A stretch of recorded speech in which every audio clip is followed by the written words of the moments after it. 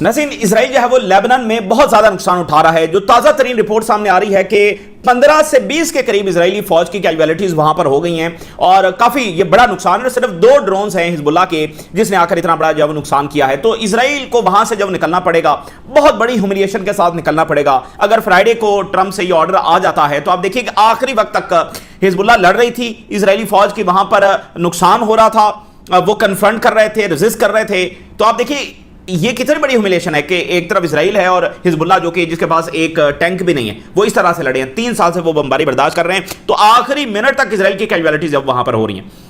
ادھر اسرائیلی لابی جو ہے واشنگٹن میں, اب یہ اسرائیل کے پاس آخری کارڈ ہے جو لابی ان کی وہاں پر بیٹھی ہوئی ہے, کیونکہ اور تو کوئی پریشر نہیں ہے امریکی صدر پر, امریکی سسٹم پر. پریشر تو وہی ہے جو وہاں پر ان کے بلیئنرز بیٹھے ہوئے ہیں, جو ان کی کمپنیز ہیں اور جو ایک پورا سسٹم انہوں نے بنایا ہوا ہے, وہ وہاں پر پورا زور لگا رہا ہے اس ساری ایم او یو کو, اس سارے سیز فائر کو, اس سارے پروسیس کو ڈی ریل کرنے کے لیے, پریشرائز کرنے کے لیے, ریورس کرنے کے لیے. سو لیٹس سی کہ یہ کہاں تک جب کامیاب ہوگا. ٹرمپ کے خلاف ایک پوری کیمپین بھی وہاں پر جب لانچ کی جا چکی ہے, بہت تنقید کی جا رہی ہے. اچھا, ادھر امریکہ نے جب وہ میجر ویپن کی جو پروڈکشن ہے اس کا بھی آرڈر کر دیا ہے. بہت زیادہ ویپن جو پروڈیوس کرنے کا آرڈر کر دیا گیا ہے. یہ ظاہر ہے ایک اگلے راؤنڈ کی, اور یہ صرف مڈل ایسٹ کا معاملہ نہیں ہے. امریکہ کے پاس جو منیشنز کم ہو چکے ہیں, وہ کوئی بھی نیا فرنٹ دنیا میں کھل سکتا ہے. تو اب امریکہ کو شدید پریشانی ہے, انہوں نے بہت زیادہ ویپن کی جو پروڈکشن ہے اس کا آرڈر دے دیا ہے. اچھا, وہاں پر جو نیٹو اور روس کی جنگ ہے ناظرین وہ بہت زیادہ خراب ہو رہی ہے, اور یورپ کی جو سیکیورٹی ہے وہ ڈیٹریریٹ کر رہی ہے. یعنی یورپ یوکرین کی جو جنگ ہے وہ یورپ کی سیکیورٹی کو مزید خراب سے خراب کر رہی ہے. اس کی وجہ یہ ہے کہ رشیا اور یورپین ملکوں کی جو ایسکلیشن ہے اور براہ راست جنگ ہے اس کے خطرات بڑھتے چلے جا رہے ہیں. مثال کے طور پہ آج جو خبر آ رہی ہے کہ جو اسکینڈینیوین کنٹریز ہیں وہاں پر اب نیٹو نیوکلر جب وہ ڈپلائی کرے گا. بڑے ہی خوبصورت, بڑے ہی پیسفل کنٹریز اسکینڈینیوین, وہاں پر بھی اب نیٹو جب وہ نیوکلیر ڈپلائی کرنے جا رہا ہے. یہ رشیا کا ایک جو اس کے بارڈرز ہیں یہ اس کا ایک حصہ ہے. اسی درمیان جو بالٹک سٹیٹس ہیں یہ رشیا کا ایک دوسرا بارڈر ہے, یہاں پر مزید ڈپلائمنٹ جب وہ ہونے جا رہی ہے. اسی طرح رشیا کے اب تمام بارڈرز لیتے چلے جائیں تو اس کی جو انسرکلنگ ہے وہ نیٹو کر رہا ہے. اور رشیا نے تو ساری جنگ ہی اس لیے چھیڑی ہے کہ نیٹو یوکرین کی وجہ سے ہمارے بارڈر پر آ رہا ہے. تو یہ ساری جنگ اس بنیاد پر نیٹو اور زیادہ رشیا کے بارڈرز, اور وہاں پر جہاں پہلے کوئی ڈپلائمنٹ نہیں تھی نیوکلیر ڈپلائی کر رہے ہیں, نیوکلیر ڈپلائی کر رہے ہیں رشیا کے بارڈرز کے اوپر ان ملکوں میں. تو اس لیے یہ صورتحال وہاں پر بہت خراب ہو رہی ہے, اور اس کا جواب ظاہر ہے بہت سخت انداز کے اندر جب وہ آئے گا. اور کوئی ارادہ نہیں ان کا جنگ جب روکنے کا. باتیں ہوتی رہتی ہیں, ڈائلاگ ہو رہا ہے اور یہ پروسیس ہم شروع کر رہے ہیں, لیکن یہ کیا ہے, ادھر سے ڈپلائمنٹ کر رہے ہیں اور فوج کو تیار کر رہے ہیں, اسلحے کی فیکٹریز لگا رہے ہیں, رشیا کے ٹینکرز پکڑ رہے ہیں. تو کون سی سیٹلمنٹ جو وہ کرنے جا رہے ہیں. نیوکلیر ڈپلائی کرنا تو ایکسٹریم سٹیپ ہے نا, اور وہ یہ سارے ایکسٹریم سٹیپ جب وہ لے رہے ہیں. ایران سے ذرا آغاز کرتے ہیں. تو ایران اور روس, ایران اور چائنا, یہ ریلیشنز اب اور زیادہ مضبوط ہونے جا رہے ہیں. اور اس کی one of the very significant reason یہ ہے کہ ایران ان دونوں بڑی پاورز کے لیے ایک ریلائبل پارٹنر کے طور پر ایمرج کر چکا ہے, جو سٹینڈ کر سکتا ہے, جس کو اگر جہاز دے بھی. سب سے بڑا مسئلہ تو یہ ہے نا کہ آپ سینسٹیو ٹیکنالوجی دیں اور وہ ملک کی سروائیو نہ کر سکے تو آپ کی وہی ٹیکنالوجی جو وہ کسی اور کے ہاتھ لگ جائے گی. تو اب ایران نے جو دکھایا ہے کہ وہ سٹینڈ کر سکتے ہیں, تو اب آپ کو بہت ساری چیزیں ریپڈ سپیڈ کے ساتھ جب نظر آئیں گی. اس سے پہلے ایران اور روس کے وزیر خارجہ کا رابطہ ہوا ہے. ابھی ایران اور چائنا کے جو وزیر خارجہ ہے ان کا آپس میں رابطہ ہوا ہے. اسٹریٹجک پارٹنرشپ کے اوپر بات کی گئی ہے, ایم او یو کے اوپر بات کی گئی ہے, لیبنان کے اوپر بات کی گئی ہے, بہت ساری چیزوں کے اوپر جب وہ بات کی گئی ہے. چائنا مسلسل جب وہ آن بورڈ تھا, چائنا مکمل طور پر اس جنگ کے اندر موجود رہا ہے. اس میں کوئی شک نہیں, اگر چائنا نہ ہوتا تو شاید اس طرح کی وکٹری جو حاصل نہیں کی جا سکتی. جو سیٹلائٹ سپورٹ دی, جو انٹیلیجنس سپورٹ دی, جو ان کے وارشپ جب وہ یہاں پر کھڑے رہے, بہت ان کی سپورٹ جب اس میں رہی ہے. سو لیبنان کے اوپر بات ہوئی ہے. دیکھیں چائنا جب مڈل ایسٹ کے ہر ملک کے اندر انوالو ہے, مصر, جارڈن, عراق, شام, لیبنان, سعودی عربیہ, یو ای, قطر, ہر جگہ چائنا ہے. اور یہ جو ساری ایک اٹیمپٹ تھی اس کا ایک مقصد یہ بھی تھا کہ چائنا کا جو بیلٹ اینڈ روڈ انیشیٹو ہے اس کو پیچھے دھکیلا جائے. اور ایک ہی صورت ہے اس کو پیچھے دھکیلنے کی کہ یہاں اس کو ڈسٹیبلائز کیا جائے, کیونکہ چائنا چاہتا ہے اسٹیبلٹی ہوگی تو کنسٹرکشن ہوگی. اور بیلٹ اینڈ روڈ انیشیٹو جب آگے بڑھے گا, تجارت, پراسپیرٹی, انویسٹمنٹس, یہ چائنا کا انیشیٹو ہے, یہ چائنا کا ویژن ہے. تو اس سارے کو بھی پیچھے دھکیلنے کی جب وہ کوشش کی. آپ ذرا اندازہ کریں, یہاں پر تو یہ بیانات آ رہے تھے, 15 فروری کا یہ بیان ہے کہ نیتنیاہو اور ٹرمپ کی جوائنٹ اسٹیٹمنٹ تھی کہ ایران چائنا کو آئل بیچنا بند کرے. اور آج وہی امریکہ جو ہے وہ ایران کو الاؤ کر رہا ہے کہ وہ ساری دنیا کو اپنا آئل بیچ لے. اور وہاں پر تو صرف ایران چائنا کو بیچ رہا تھا اور وہ کہہ رہے تھے چائنا کو بند کرے ایران, یعنی اوورال وہ چائنا کی سپلائی روکنا چاہ رہے تھے. تو چائنا کو کنٹین کرنا جو مقصد تھا. تو اب چائنا آپ کو اور زیادہ یہاں پر جو ہے وہ پھیلتا ہوا نظر آئے گا. تو یہ ہے امریکہ جو اس ریجن کو جنگیں دے رہا ہے مسلسل, اور یہ ہے چائنا جو belt and road initiative, airports بنا رہا ہے, سڑکیں بنا رہا ہے, ریلوے بنا رہا ہے, اور آپ دیکھیں ایران پاکستان کنیکٹ ہو رہے ہیں, ایران آگے ترکی سے کنیکٹ ہو رہا ہے. تو یہ پورا جال ہے جو یہاں پر جو بچھایا جا رہا ہے, یہ مزید آگے بڑھے گا. اور پھر آپ یہ خبر دیکھیے, رشیا اور ایران آپس میں جو بینکنگ سسٹم ہے اس کو انٹیگریٹ کرنے جا رہے ہیں, اور یہ فائنل پروسیس ہے اس وقت جاری ہے. دونوں کے جو بینکنگ سسٹم ہے وہ انٹیگریٹ ہو جائیں گے, ٹرانزیکشنز ہوں گی, تجارت میں آسانی ہوگی. اگر ایرانینز جو ہے رشیا جاتے ہیں اور وہاں پر جو یہاں کا بینک کارڈ ہے وہ استعمال کرنا چاہتے ہیں تو وہاں پر وہ استعمال کر سکیں گے. تو اس طرح دونوں کے درمیان جب بہت زیادہ یہ فیسیلیٹیشن ہوگی. تو یہ ایک سارا انفراسٹرکچر ہے جس کو وہ انٹیگریٹ کر رہے ہیں. اسی طرح سے وہ جو سینکشنز ہیں اس کو ایویڈ کر سکیں گے. دونوں ملک جو ہے وہ ریلوے کا ایک جو نیٹ ورک ہے وہ بھی بنا رہے ہیں. تو یہ انڈیپینڈنٹ راستے, انڈیپینڈنٹ جو ٹرانزیکشن سسٹم ہے وہ کریٹ کر رہے ہیں. یہ بڑی انپورٹنٹ خبر ہے کہ دونوں ملکوں کا جو بینکنگ سسٹم ہے وہ ہو رہا ہے, انٹیگریٹ ہو رہا ہے.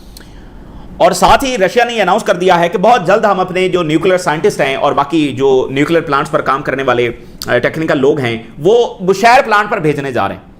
یہ بالکل آخری وقت میں رشیا نے نکالے تھے, اور جب اس کا بہت زیادہ خطرہ تھا کہ اس پلانٹ کے اوپر اٹیک ہونے جا رہا ہے. یہ جنگ کے ابتدا سے نہیں نکال لیے گئے تھے, جنگ کے بالکل آخری دنوں میں نکالے گئے تھے.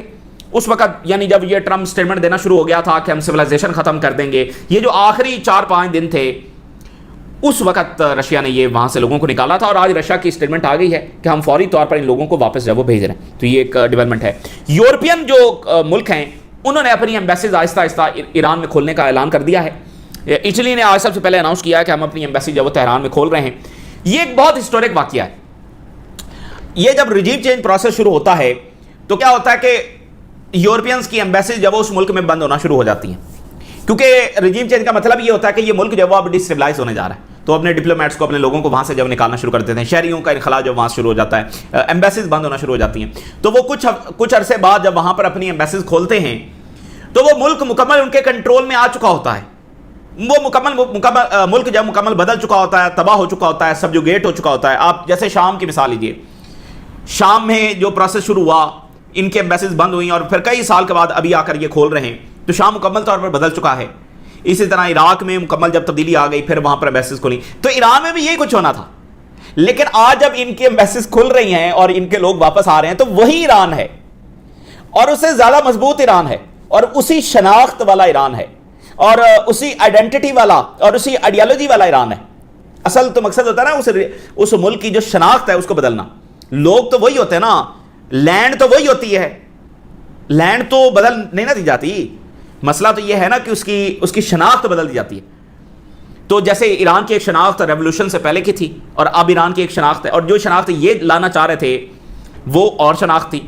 تو وہی ایران, وہی آئیڈیالوجی, وہی پالیسیز, اور مزید پاورفل ایران اور ایک بڑا گلوبل پلیئر. تو آج جو ہے وہ وہاں پر ان کی ایمبیسیز کھولنا شروع ہو گئی ہیں. اچھا, $300 ارب کی جو باز گشت ہے اور اس کی جو گونج ہے وہ تمام طرف سے سنائی دے رہی ہے, چونکہ ابھی آفیشیل سطح کے اوپر اس کو ٹرمپ انتظامیہ نے کنفرم نہیں کیا, لیکن یہ ہر طرف سے آ رہا ہے. So $300 billion investments fund emerge as the key part of US-Iran deal. بہت بڑی بات ہے یہ. اصل مطلب باقی تمام چیزوں کو آپ اٹھا کے سائڈ پہ رکھیں, سینکشنز کو بھی سائڈ پہ رکھ دیں, $300 بلین ایران کو دی جا رہے ہیں ریکنسٹرکشن کے لیے. یہ بہت بڑا واقعہ ہے.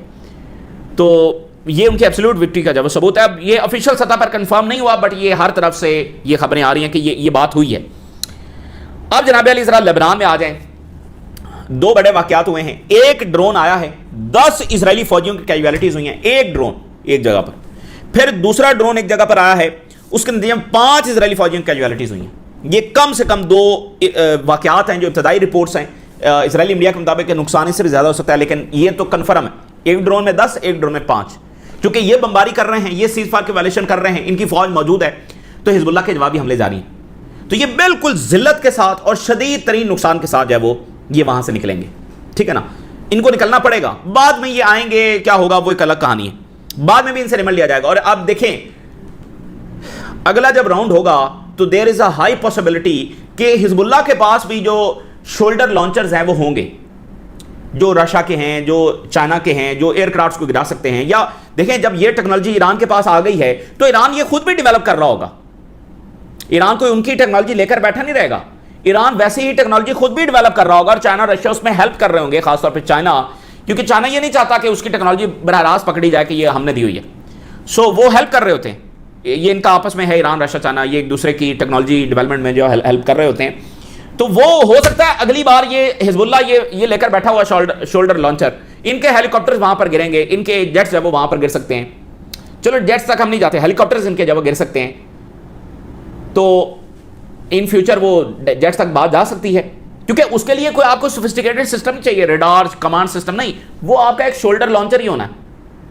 ان کے ڈرونز, ان کے ہیلی کاپٹرز, ان کے جیٹس وہ سارے انڈر اٹیک ہو جائیں گے. تو اگلی بار یہ جب کچھ مہینوں بعد یا سال بعد, 1.5 سال بعد جب ایک فل فلیج وار شروع ہوگی رکنے کے بعد, تو یہ اور زیادہ اسرائیل کے لیے خطرناک ثابت ہوگی. فی الوقت بھی بڑی ذلت کے ساتھ یہاں سے نکل رہے ہیں, اور ٹرمپ جو ہے اس وقت شدید تنقید کر رہا ہے اسرائیل پر, اور بڑا ان کو جب وہ نوک جھونک ہو رہی ہے ان کی آپس میں, جو کہ ہونی ہے. کہتا ہے کہ میں یہ نہیں کہہ رہا کہ اسرائیلی جو ہے وہ اپنے آپ کو ڈیفینڈ نہ کریں, بٹ کوئی ضرورت نہیں ہے بیروت میں بلڈنگز پر اٹیک کرنے کی. یہ آپ دیکھیں کہ Biden throughout the time اس کو سپورٹ کرتا رہا, ٹرمپ اب اس کو 2 سال ہونے والے ہیں, اس نے مکمل اس کو جو سپورٹ کیا, بیروت پر بمباری ہوتی رہی, باقی لبنان پر بمباری ہوتی رہی, تو اب کہہ رہا ہے کہ بیروت پر حملہ کرنے کی کیا ضرورت. تو یہ ایک فی الحال اس نے ایک پبلکلی ایک کریٹیکل سٹانس ہے جو اس نے اسرائیل کا لیا ہوا ہے. باقی وہ اندر سے غصے میں بھی ہے, اور فی الحال یہ ہے کہ یہی نیریٹو بنتا ہے کہ اسرائیل ہی کو مورد الزام ٹھہرایا جائے گا نا, ملبہ اسرائیل ہی پر ڈالا جائے گا نا. تو یہ فی الحال سوٹ بھی کرتا ہے, تھوڑا سا وہ غصے میں بھی ہے, اور کہتا ہے کہ ایران اور حزب اللہ اور اسرائیل کا جو جھگڑا ہے یہ فوری ختم ہونا چاہیے, یہ فوری ختم ہونے کی اس وقت جو ضرورت ہے. تو یہ اس کے بیانات آنا شروع ہو گئے ہیں یہ لبنان کے حوالے سے. تو لبنان کے صدر کے آپ ذرا اسٹیٹمنٹ دیکھیے, کہتا ہے کہ ہم ہر صورت اس ملک کے ساتھ ہمارے اچھے معاملات ہوں گے جو سیز فائر کو سپورٹ کرتا ہے, انکلوڈنگ ایران کے ساتھ ہمارے فیوریبل تعلقات, فیوریبل جو ریلیشنز ہیں ہوں گے, ہر اس ملک کے ساتھ ہوں گے انکلوڈنگ ایران. اب یہ لیبنان کا صدر ہے. راتوں رات چیزیں کیسے بدل جاتی ہیں, اگر آپ فاتح ہوتے ہیں تو پھر چیزیں ایسے بدل جاتی ہیں. صرف 3-4 دنوں کے پہلے کے بیانات اٹھا کر دیکھیے, ایران کے وزیر خارجہ نے لبنان کے وزیر خارجہ کو انوائٹ کیا.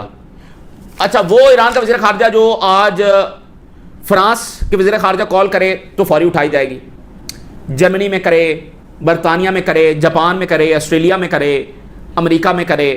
اور لبنان کا وزیر خارجہ وہ کیا ہے بھائی, لبنان کا وزیر خارجہ, لبنان کی حکومت ہی کیا ہے جس کو انسٹال کیا گیا, تو وہ کہتا ہے جی میں نہیں آؤں گا, اس نے ملنے سے انکار کر دیا. یہ ان کی اپروچ تھی, ایروگنس تھی, یہ کیا پتہ نہیں کس ہوا میں تھے یہ. وہ سعودی عربیہ ایران سے بات کر رہا ہے, ترکی ایران سے بات کر رہا ہے, قطر ایران سے بات کر رہا ہے, امریکہ, برطانیہ, فرانس, جاپان سب ایران سے بات کر رہے ہیں. یہ کر نہیں, ہم تو ایران سے بات ہی نہیں کریں گے. تو یہ اس لیے ہم اس وقت بھی کہتے تھے یہ ڈیزاسٹر اپروچ ہے, یہ سمجھ سے بالاتر اپروچ ہے, اور ایسی اپروچ اس ریجن کے لوگوں کی ہو ہی نہیں سکتی جب وہ اپنے سے فیصلے کر رہے ہو. اس ریجن کے لوگ جیسے بھی ہیں ان میں ایک وزڈم ضرور ہے کہ وہ ایسی باتیں, ایسی ڈیمانڈز, ایسے یہ مطالبات نہیں رکھتے جو مزید کرائسس کو جنم دے. وہ سچویشن کو حل کرنے والی بات کرتے ہیں.